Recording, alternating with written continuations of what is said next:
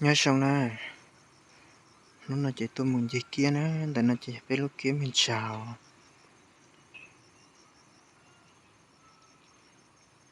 Họ biết lúc huyện nè, huyện mình chào, huyện thị trấn mình chào nè nhở. Đến thế là chị tao tên chị kia nữa nhở. In đồ nó, tao này chị bỏ của tại sao YouTube, chị bỏ của hương cao là gì, trong cao là chị. Bây giờ tiệc của chị không nữa nhở. Của chị không nên đến thế, của chị tao tại tao sợ nó liền. Lúc nào nó chị của xa thì cho lên chị.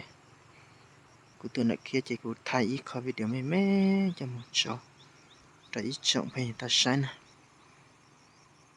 Thì ít khó của nãy của chị chỉ mấy internet nè, chỉ mua mạng nè.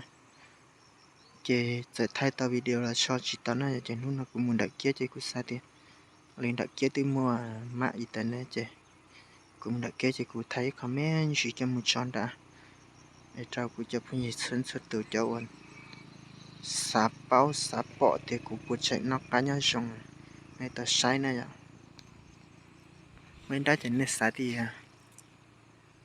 chỉ bảo cái chỉ sợ YouTube là để tới dạo của sợ của dòng này chả nè nhá vì tiền in đồ nó mua cái mò khó bị cỡ chưa thế chị sợ dù vốn nhỏ hay là nè nhá chị ta chỉ nó khi ta sẽ đại tiền của chạy nhỏ nhá của chạy nhỏ nè của vừa cho cái mình chỉ kỹ mình chỉ nè